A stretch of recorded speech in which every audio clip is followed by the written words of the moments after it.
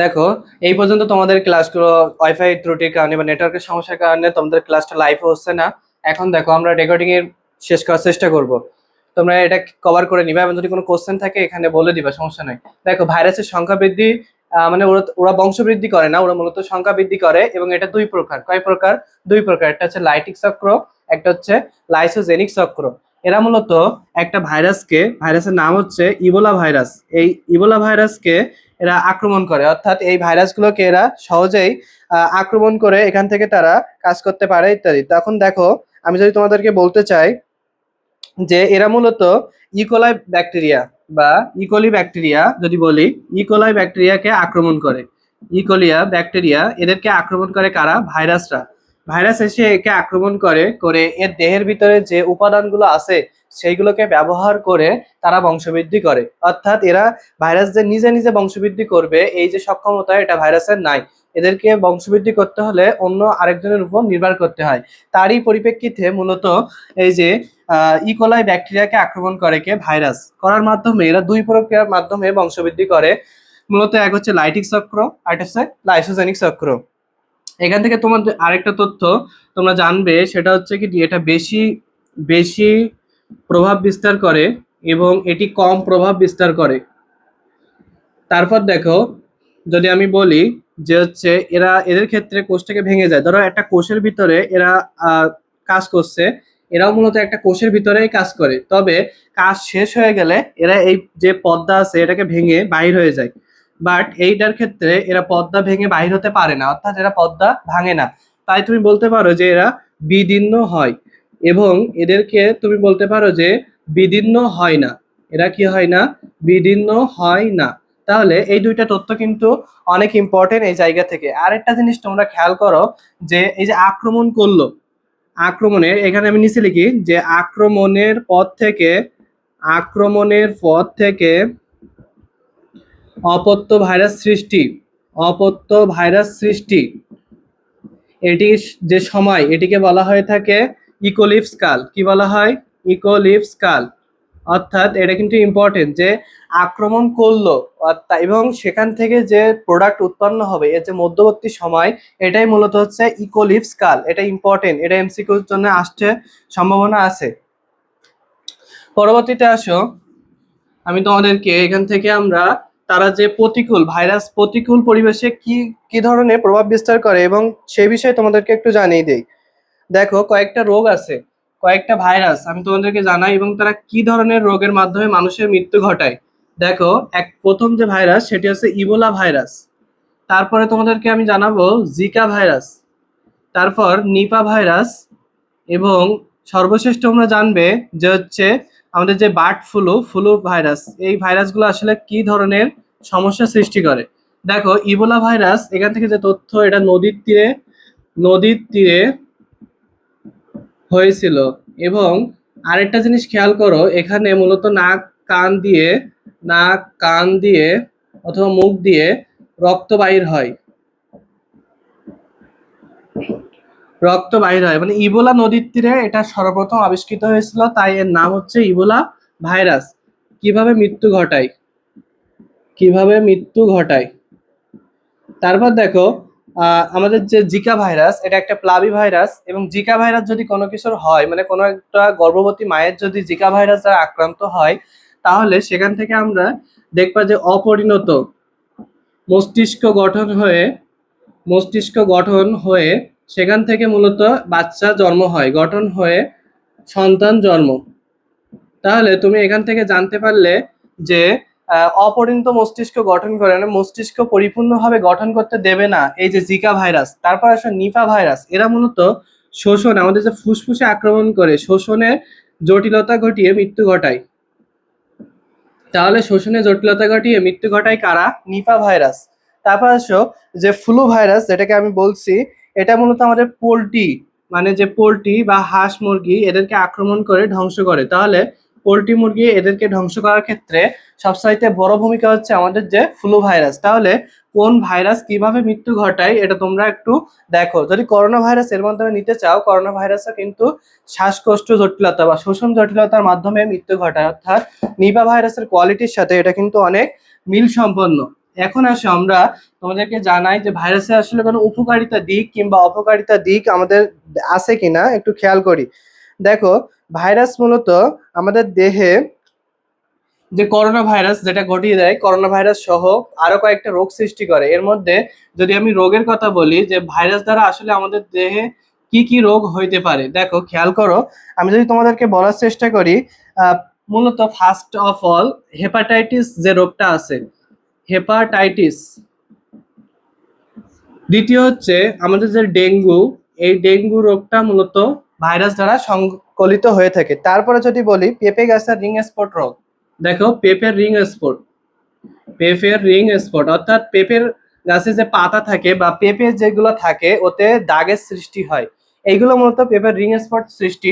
এখন দেখো হেপাটাইটিস নামের মধ্যে আছে, হেপা মানে হচ্ছে আমাদের যে যকৃৎ, অর্থাৎ যকৃতে যদি কখনো ভাইরাস দ্বারা আক্রমণ ঘটে, সাইটিস মানে কি রোগ, অর্থাৎ যকৃতের রোগ, একে বলা হয় থাকে হেপাটাইটিস। তোমার যদি যকৃৎ বা লিভার যদি এটা ক্ষতিগ্রস্ত হয়, তাহলে তুমি মনে করবা যে তোমার যে রোগটা হয়েছে তার নাম হচ্ছে হেপাটাইটিস। এবং হেপাটাইটিসের কয়েকটা প্রকারভেদ আছে, যেমন HAV, HBV এবং HCV, HEV, এরকম ভাবে অনেকগুলো নাম আছে। এর ভিতরে তুমি যদি মনে রাখার চেষ্টা করো, দেখো এগুলা পানিবাহিত, এগুলো পানিবাহিত এবং বাকিগুলো অন্য মাধ্যমে সংকলিত হয়। আরেকটা দেখো HCV, এটাকে বলা হয় থেকে নীরব ঘাতক, এটা তোমাদের এমসিকিউ সবচাইতে বেশি আসার সম্ভাবনা। আবারও বলছি HCV, এটা হচ্ছে নীরব ঘাতক বা এটাকে তুষের আগুন বলা হয়। অর্থাৎ এইটি যদি কারোর হয়ে থাকে, অর্থাৎ হেপাটাইটিস সি, হেপা ডিএনএ ভাইরাস কি সি দ্বারা যদি কারোর হয়ে থাকে, সেক্ষেত্রে সে মারা যাবে। অর্থাৎ যদি তার সুচিকিৎসা না হয় সে কিন্তু মারা যেতে পারে। অর্থাৎ এই যে হেপাটাইটিস রোগ, এই যে সি, এটাকে নীরব ঘাতক বলা হবে এবং এটাকে তুষের আগুন বলা হয়ে থাকে। ডেঙ্গু, এটা আমরা সবাই জানি, ডেঙ্গু কি দ্বারা হয়, এডিস মশা।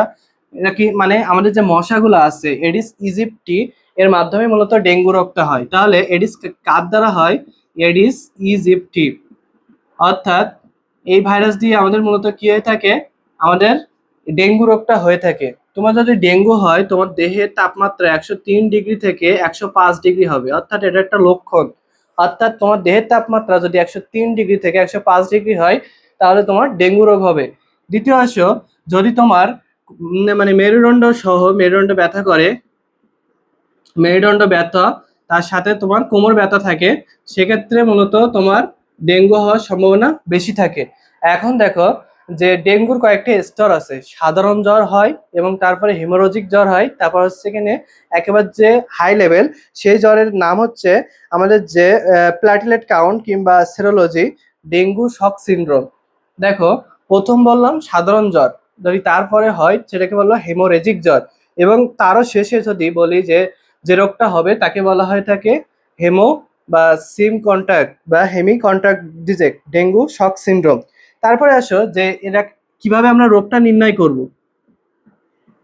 দেখো, ফার্স্ট অফ অল আমাদের রক্তকণিকা থাকে কয়টা, তিনটা, আরবিসি, ডাব্লিউবিসি আর এটা হচ্ছে প্লাটিলেট।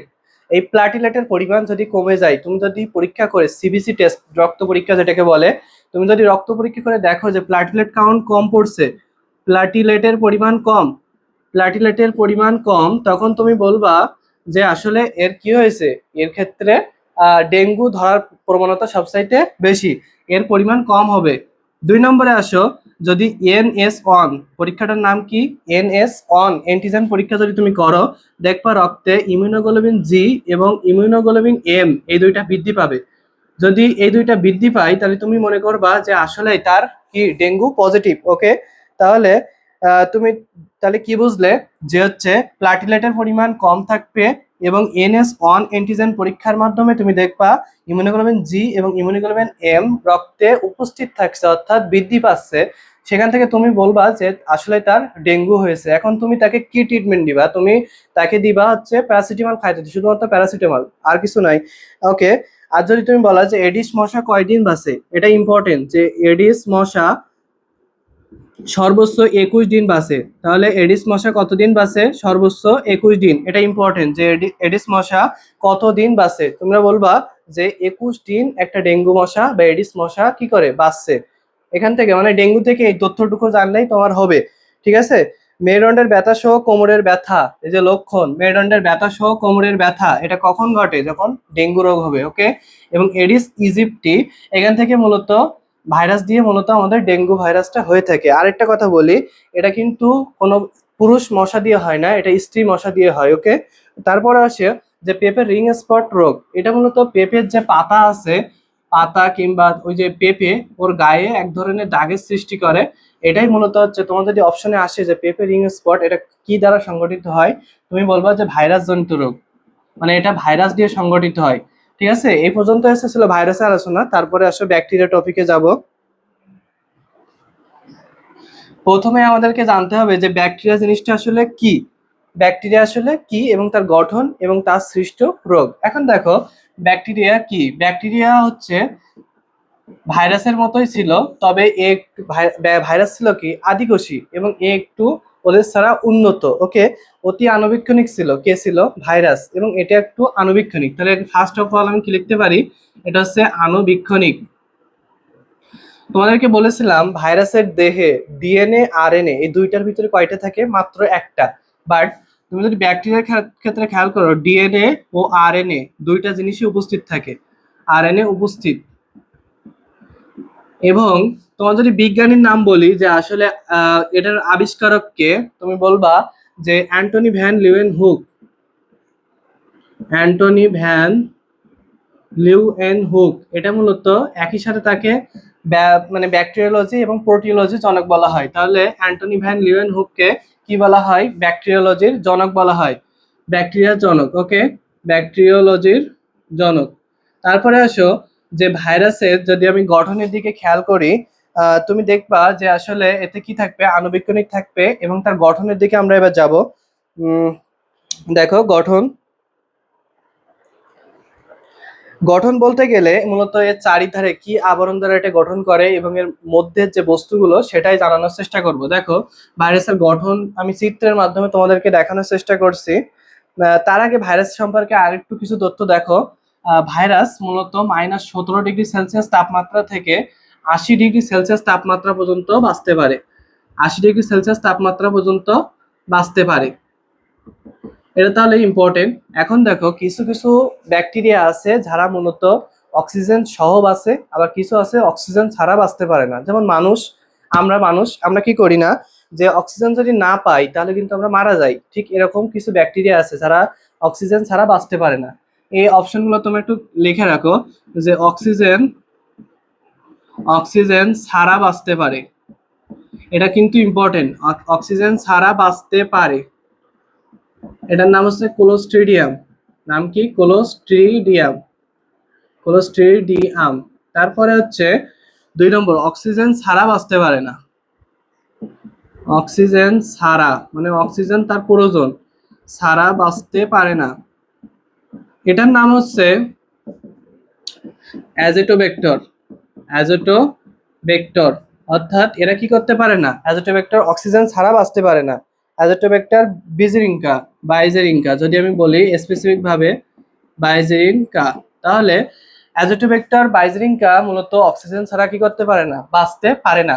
আর হচ্ছে অক্সিজেন ছাড়া বাঁচতে পারে, এরা হচ্ছে মূলত ক্লোস্ট্রিডিয়াম। এই অপশন দুইটা কিন্তু তোমাদের ইম্পর্টেন্ট সবচেয়ে বেশি। ওকে, তাহলে কি হবে? অক্সিজেন ছাড়া বাঁচতে পারে, এটা কি? ক্লোস্ট্রিডিয়াম। এবং অক্সিজেন ছাড়া বাঁচতে পারে না, এটা মূলত অ্যাজেটোব্যাক্টর বাইজেরিঙ্কা। ওকে, এখন আসে আমরা ভাইরাসের গঠনের দিকে একটু ধাবিত হই। দেখো ব্যাকটেরিয়া গঠন, মানে ব্যাকটেরিয়া আসলে কেমন দেখতে হয়। ওকে, দেখো আমি চিত্রটা আঁকাই একটু।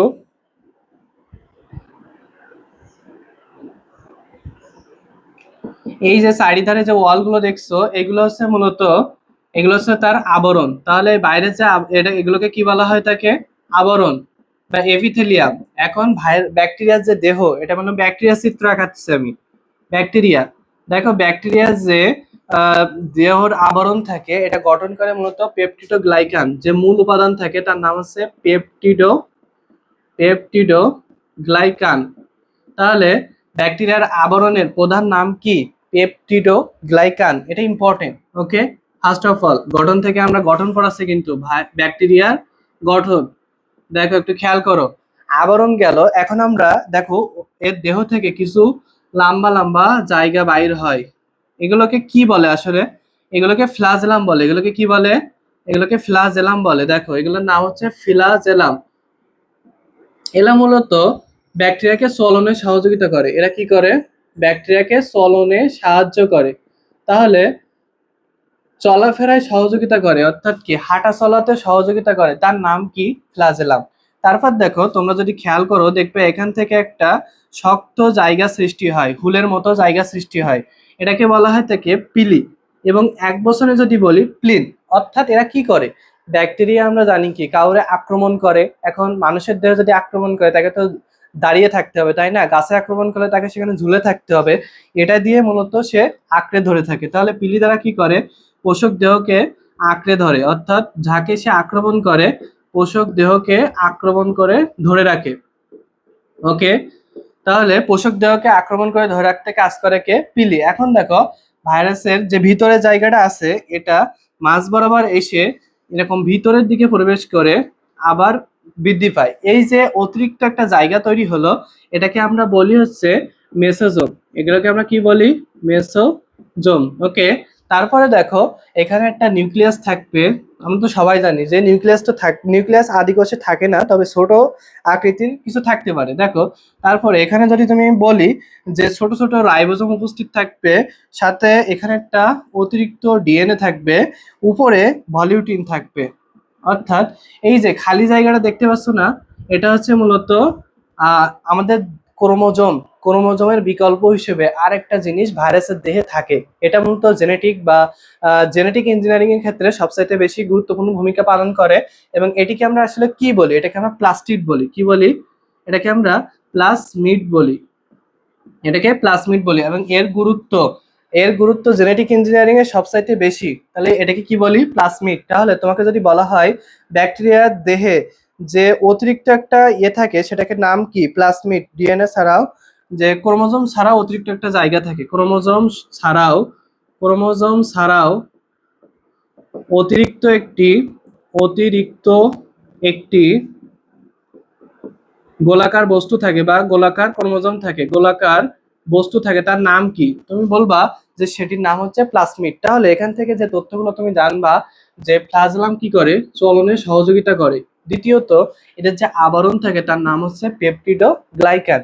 এটিতে যে অতিরিক্ত একটা ডিএনএ বা অতিরিক্ত একটা ক্রোমোজোম থাকে তার নাম হচ্ছে প্লাসমিড।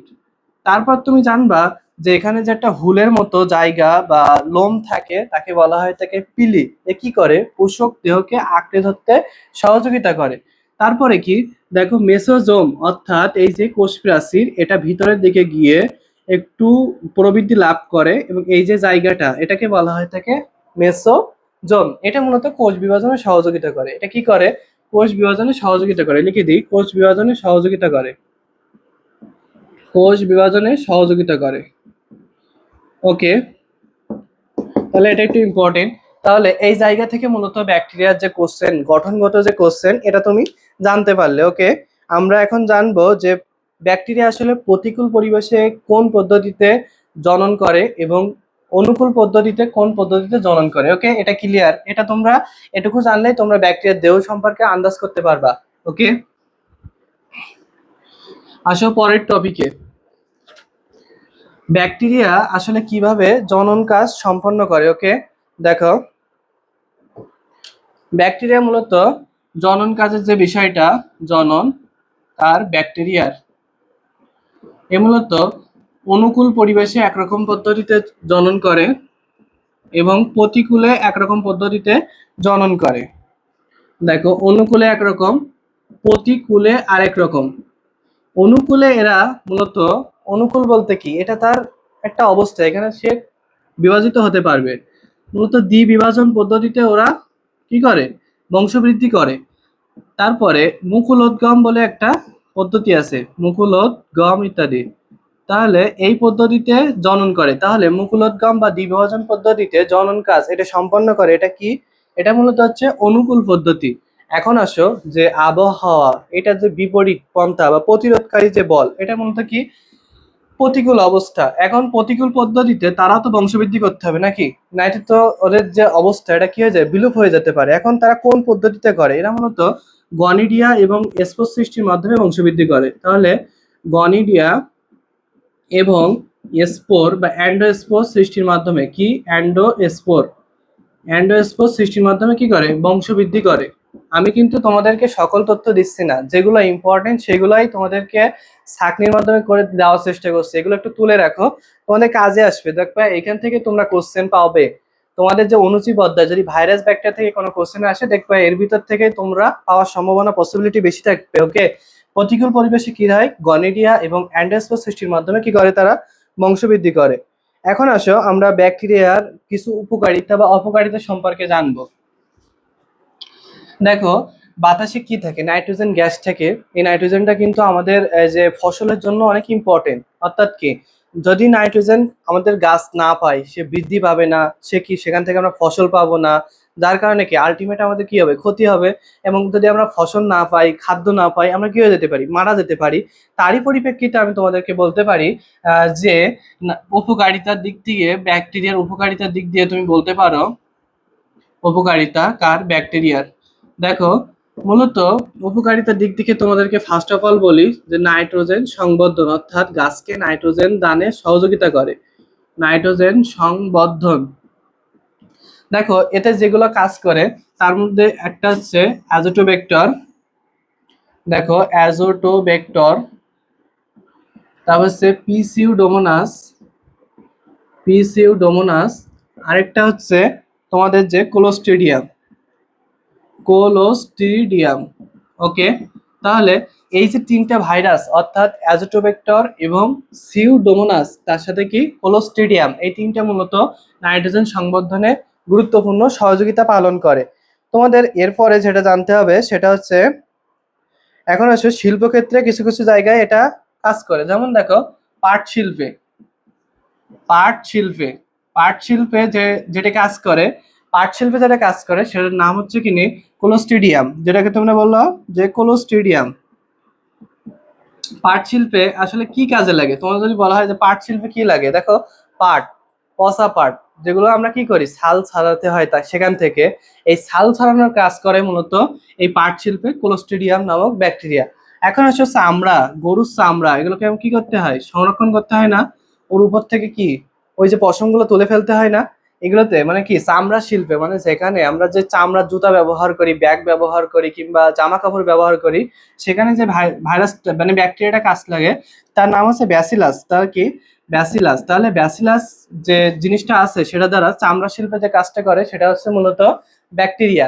ওকে, পাট শিল্পে ব্যবহার করা হয় কোলোস্ট্রিডিয়ামকে, ব্যাকটেরিয়াকে, এবং ব্যাসিলাসকে ব্যবহার করা হয় কোথায়, চামড়া শিল্পে। ওকে, এই দুটো জানলেই তোমাদের উপকারিতা সম্পর্কে জানা হবে।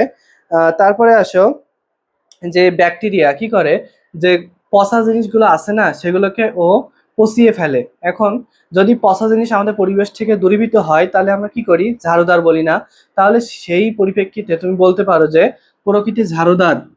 প্রকৃতির ঝাড়ুদার কাকে বলা হচ্ছে, এটা কিন্তু ইম্পর্টেন্ট। প্রকৃতির ঝাড়ুদার মানে কি, যে ঝাড়ু দেয় বা পচা জিনিস বাহির করে দেয়, তার নাম হচ্ছে ব্যাকটেরিয়া। তাহলে ব্যাকটেরিয়া আরেক নাম কি, প্রকৃতির ঝাড়ুদার। ওকে, এটা তুমি খেয়াল রাখবা যে প্রকৃতির ঝাড়ুদার কাকে বলা হয়, ব্যাকটেরিয়াকে। এখন দেখো, ব্যাকটেরিয়া কিন্তু শুধু মানুষের যে আসলে উপকার করে এমন না, ব্যাকটেরিয়া আমাদের দেহে মানুষের রোগ সৃষ্টি করে। এখন তোমাদেরকে মূলত না ব্যাকটেরিয়া এবং যে ভাইরাসের দ্বারা যে রোগগুলো সৃষ্টি হয় সেগুলো এক জায়গায় করে দেওয়ার চেষ্টা করবো, না হলে এটা এখান থেকে কোশ্চেন আসে আসলেই। এখান থেকে যে রোগ রোগ মূলত ভাইরাস দ্বারা একরকম কিছু কিছু রোগ হয়, এবং ব্যাকটেরিয়া দ্বারা কিছু কিছু রোগ হয়। দেখো, তুমি যদি একটা জিনিস মনে রাখো বাকিগুলো হয়ে যাবে। দেখো, ডেঙ্গু দ্বারা কি হয়, ভাইরাস ডেঙ্গুর দ্বারা হয়ে থাকে। ইনফ্লুয়েঞ্জা ভাইরাস দ্বারা আমাদের যে ইনফ্লুয়েঞ্জা জ্বর হয় সেটা হয়ে থাকে। তাহলে ইনফ্লুয়েঞ্জা জ্বরটা মূলত কি দ্বারা হয়, ভাইরাস দ্বারা। দ্বিতীয়ত আসো, ডেঙ্গুর পরে আর কি এমন রোগ আছে যেটা আমাদের ভাইরাস দ্বারা হতে পারে। তুমি যদি খেয়াল করে দেখো যে এখানে এটার ক্ষেত্রে কলেরা রোগ হয়, তারপর যে টাইফয়েড, এ রোগটা এখানে হয়। তারপর হচ্ছে টিটেনাস রোগ এখানে হয়। তারপর হচ্ছে ডিপথেরিয়া রোগ এখানে হয়। যেটা তোমাদের মনে রাখতে হবে, দেখো যক্ষা, এই যক্ষা রোগটা আসলে কি দ্বারা হয়, যক্ষা রোগটা আসলে কি দ্বারা হয়? যক্ষা রোগটা মূলত যেটি দ্বারা সংগঠিত হয় তার নাম হচ্ছে ব্যাকটেরিয়া। এটা তোমরা একটু মনে রেখো যে ব্যাকটেরিয়া দ্বারা কি রোগ হয়? যক্ষা রোগ। এবং ডেঙ্গু রোগটা হয় মূলত ভাইরাস দ্বারা। ওকে, আরো যে জলতঙ্ক রোগ আছে, মানে কুকুরের কামড়ালে যে রোগটা হয় না, সেটা মূলত এই ভাইরাস দ্বারা সংগঠিত হয়ে থাকে। ওকে, তারপরে আসো, আমি যদি তোমাদেরকে আরো বলতে চাই যে ব্যাকটেরিয়া কিভাবে রোগ সৃষ্টি করে। ওকে ওকে ওকে তারপরে আসো যে ব্যাকটেরিয়া মানুষের দেহে, যদি ব্যাকটেরিয়া ভাইরাস দ্বারা রোগ হয়, দেখো ভাইরাস ভাইরাস ধানের কিছু রোগ সৃষ্টি করে। দেখো ধানের যে রোগটা সৃষ্টি করে তার নাম হচ্ছে টুংরো রোগ। ধানের যে ভাইরাস দ্বারা সে নাম কি? টুংরো রোগ। আর যদি ওটা ব্যাকটেরিয়া দ্বারা আবার ধানে হয় তার নাম আমরা বলি ব্লাইট রোগ। তাহলে ধানের ব্লাইট রোগ এর জন্য দায়ী কে? ধানে ব্লাইট রোগ দায়ী কে? হচ্ছে ব্যাকটেরিয়া। যদি এর নাম অবশ্যই আসে না, তবে জ্যান্থোমাস একটু মনে রাখবা। জ্যান্থোমাস অরিজা। জ্যান্থোমাস কি? অরিজা। অরিজা মানে হচ্ছে ধান। ধানের বৈজ্ঞানিক নাম কি? অরিজা স্যাটিভা। সেখান থেকে মূলত অরিজা আসছে। এবং অরিজা জ্যান্থোমাস অরিজা এটাই মূলত কি ধানের ব্লাইট রোগের জন্য সমস্যা সৃষ্টি করে। ওকে, তাহলে তোমাকে যদি অপশনে বলে যে কলেরা রোগ, এই রোগটা আসলে কার দ্বারা হয়, তুমি কি বলবা? ব্যাকটেরিয়া দ্বারা। এবং তুমি আরো কি বলবা? ইনফ্লুয়েঞ্জা জ্বর, এটা কি দ্বারা হয়? এটা মূলত ভাইরাস দ্বারা হয়। ওকে, তারপরে আসো কলেরা গেল। কলেরার সাথে সাথে তুমি যদি ওর এগুলো জানতে চাও, কলেরা মূলত গ্রাম নেগেটিভ ব্যাকটেরিয়া দ্বারা সংগঠিত হয়ে থাকে। এবং নির্দিষ্ট সময় যে কাঁপুনি দিয়ে জ্বর আসে সেটা মূলত কলেরাতে হয়। প্লাস কলেরার ক্ষেত্রে তোমরা জানো প্রথম মল বাইর হবে, তারপর সালের ধোয়া মতন। দেখো আমি যদি তোমার লিখে দিই, কলেরা রোগটা একটু ইম্পর্টেন্ট, তো ওইখান থেকে আমাদের তোমাকে জানতে হবে। দেখো ব্যাকটেরিয়া জনিত রোগ নাম হচ্ছে কলেরা। কলেরা ক্ষেত্রে তুমি যদি খেয়াল করে দেখো, কলেরার ক্ষেত্রে তোমার জ্বর হবে গায়ে। তারপর কি লক্ষণ হিসেবে তুমি যদি বলো, প্রথম মল ও চাল ধোয়া পানি। আমরা যে চাল ধুই না, চাল ধোয়া পানির মতো যদি পানি বাইর হয় আমাদের মলের সাথে, তুমি বুঝে নিবা তোমার কি হয়েছে? কলেরা হয়েছে। প্লাস তোমার মাংসে মাংসের সংকোচন হবে, অর্থাৎ তোমার যে নার্ভগুলো আছে এগুলো কি হবে? সংকুচিত হবে। এগুলো কি হবে? সংকুচিত হবে। তুমি এটাই মূলত প্রধান লক্ষণ যে মাসেল সংকুচিত হয়, এটা মূলত হচ্ছে কিনে এর প্রধান লক্ষণ থাকে।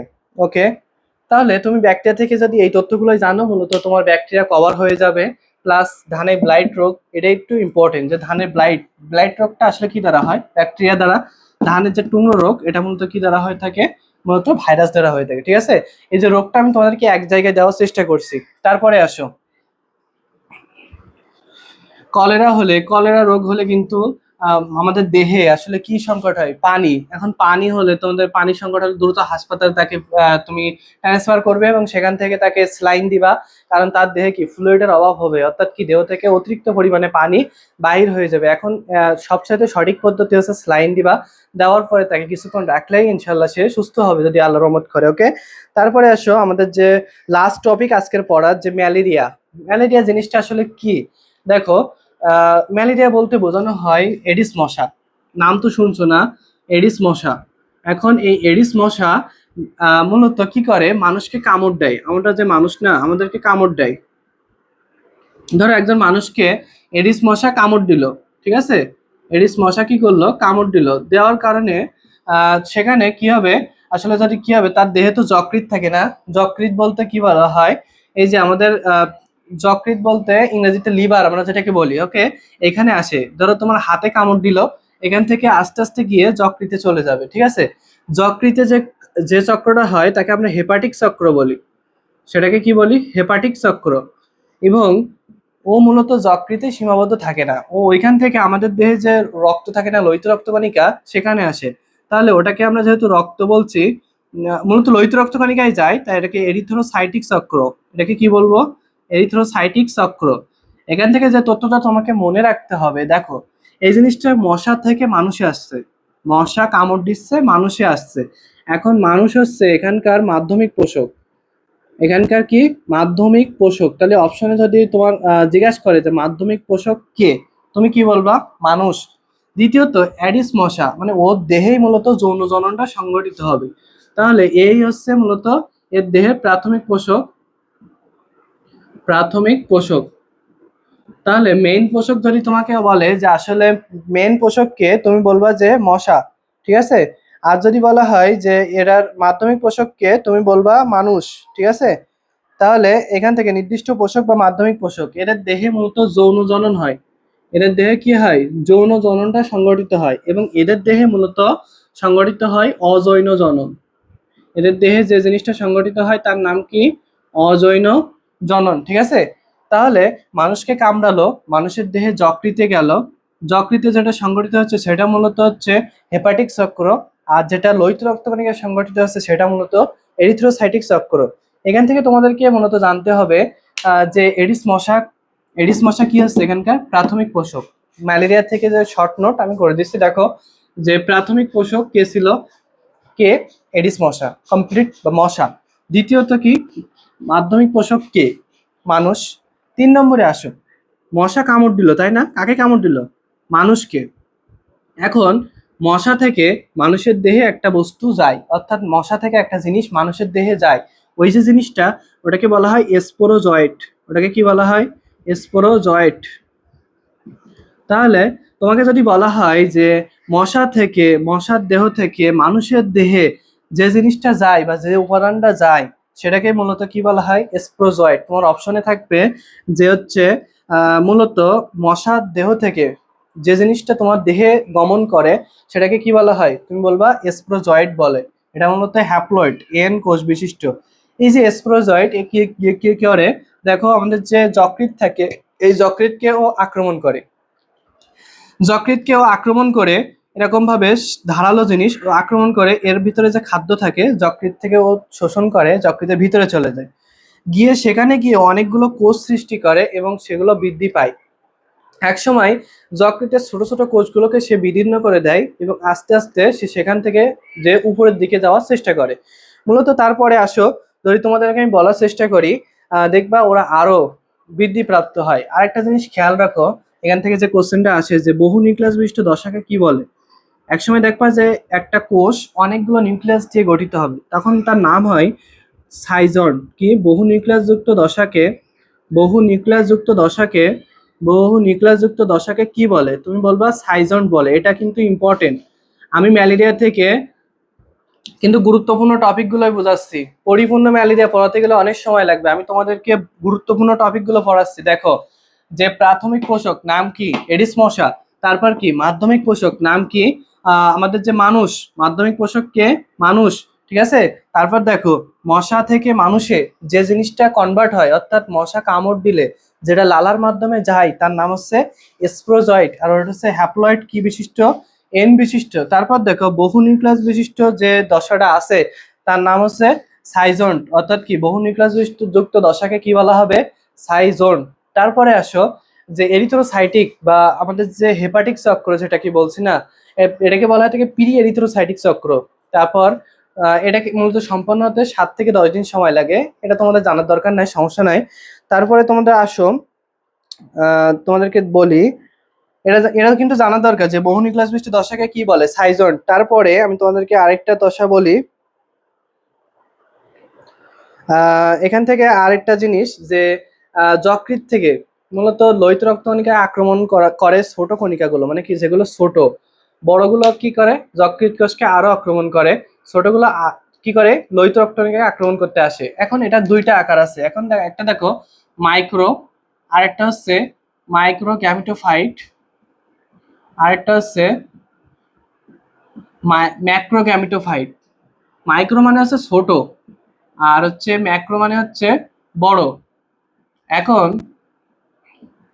এগুলো যেগুলো ছোট সেগুলো মূলত পুরুষ হিসেবে কাজ করে বা পুং, এবং যেগুলো বড় সেগুলো মূলত স্ত্রী হিসেবে কাজ করে। কি হিসেবে কাজ করে?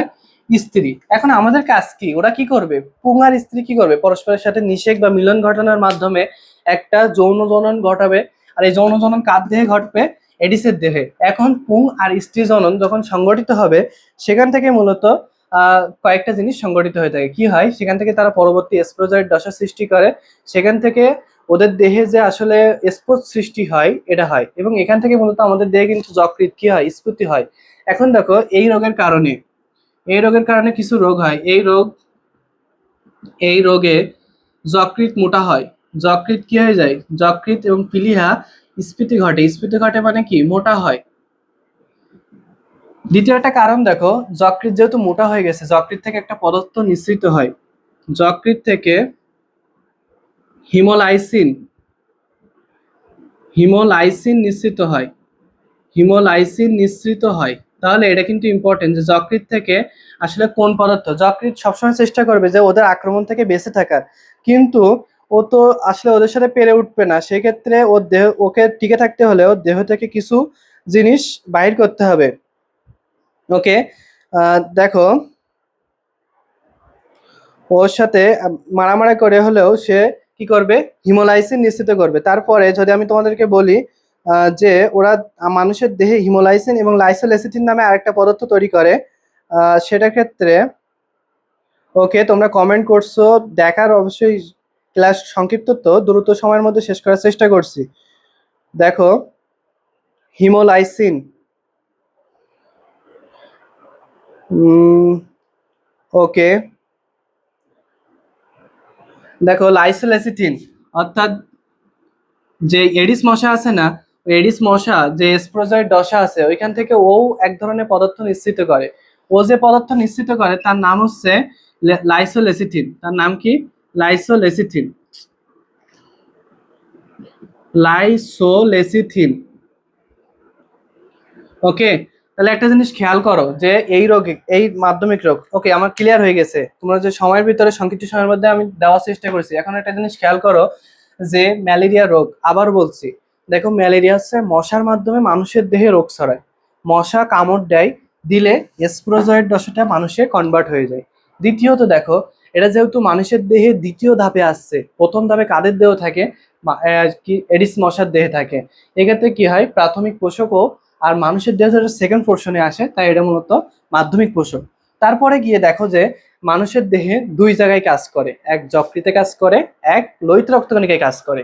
যকৃতে যেটা কাজ করে তাকে বলা হয় হেপাটিক চক্র, লোহিত রক্তকণিকায় যেটা কাজ করে তাকে বলা হয় এরিথ্রোসাইটিক চক্র। ঠিক আছে, তারপর দেখো মশা কামড় দিয়ে যে স্পোরোজয়েডটা গেল সেটা হচ্ছে হ্যাপ্লয়েড দশা।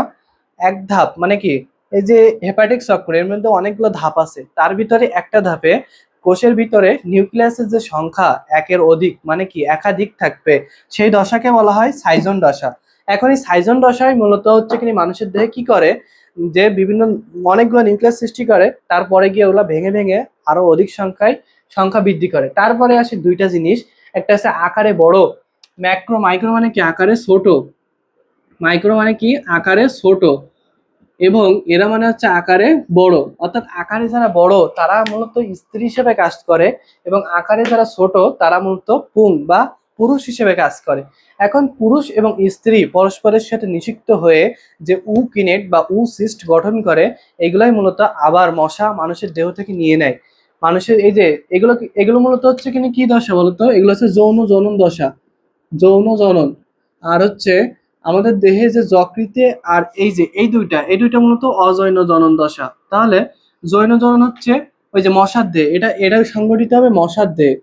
ঠিক আছে, এখন ওই মশা, এই যে মশার যে গ্যামিটোসাইট আছে না, এটা মূলত মানুষের দেহে 7 দিন বাঁচে। কয়টাই? 7 দিন। কোথায় লিখি? দেখো এটা মুছে দিই আমি, অনেকক্ষণ এই টপিকের উপর হয়েছে। দেখো সর্বশেষ যে লাইনগুলো লিখবো এখান থেকে তোমরা এই দুটো কভার করার চেষ্টা করো, কারণ এখান থেকে মূলত তোমাদের অনেকগুলো তথ্য পাবা। এখান থেকে কিন্তু অনেকগুলো তথ্য পাবা। দেখো আমি সর্বশেষ কয়েকটা তথ্য লিখছি। পিলিয়া বা যকৃৎ থেকে, পিলিয়া বা যকৃৎ থেকে যে পদার্থ নিঃসৃত হয় তার নাম হচ্ছে লাইসোলেসিথিন। লাইসোলেসিথিন এই পদার্থ মূলত ওই যে মশার বিরুদ্ধে কাজ করার জন্য নিঃসৃত হয়। আবার দেখো পিলিয়া তো গেল, এখন আসে পরজীবী মানে কি মশা থেকে, পরজীবী থেকে একটা, পরজীবী মানে কি জীবাণু থেকে, পরজীবী মানে কি জীবাণু থেকে একটা জিনিস বের হয়, তার নাম হচ্ছে মূলত, ওর নাম হচ্ছে হিমোলাইসিন। নাম কি? হিমোলাইসিন। হিমোলাইসিন। তারপর দেখো দুইটা ধাপ বলছি না, এর মধ্যে যৌন ধাপ, যৌন জনন, এটা ঘটে হচ্ছে মশার দেহে। কার দেহে? মশা। অযৌন জনন, এটা সংগঠিত হয় মানুষের দেহে। এখন অযৌন জনন মানুষের দেহে সংগঠিত হয় এই যে যৌন জননের মাধ্যমে পুং এবং স্ত্রী গ্যামেট তৈরি হয়, পুং এবং স্ত্রী। এবং সর্বশেষ পুং এবং স্ত্রী পরস্পরের সাথে মিলিত হয়ে সেখান থেকে যেটা তৈরি করে সেটাকে সিস্ট বলে, এবং এটা আস্তে আস্তে কিনেট পরিণত হয়। ঠিক আছে? তারপর দেখো অযৌন জনন মানে কি, মানুষের দুইটা ধাপ, যকৃতে হয় আর আরবিসিতে হয়। আরবিসি ভেঙে ভেঙে আরবিসির পরিমাণ মানুষের দেহে কি করে দেয়? কমায় দেয়। তারপর দেখো আরবিসিতে যখন কাজ করবে তখন জ্বর আসবে, মানুষের দেহে কি আসবে? জ্বর আসে। তাহলে জ্বর আসে কখন? যখন আরবিসি ভাঙে। আরবিসি ভাঙা মানে হচ্ছে এরিথ্রোসাইটিক চক্র, অর্থাৎ এরিথ্রোসাইটিক চক্রে কি হয়? জ্বর হয়। তাহলে এরিথ্রোসাইটিক চক্রে কি হয়? মানুষের দেহে জ্বর আসে। ঠিক আছে? তাহলে এরিথ্রোসাইটিক চক্রে কি আসে? মানুষের জ্বর আসে। আর বহু নিউক্লিয়াস বিশিষ্ট দশাকে কি বলে? সাইজন। ম্যালেরিয়া থেকে মূলত এই তথ্যগুলো জানলেই তোমাদের হবে ইনশাল্লাহ। এবং যে তথ্যগুলো আমি দিয়েছি এই তথ্যগুলোই জানো, দেখবা তোমাদের কমন আসবে ইনশাল্লাহ। ওকে।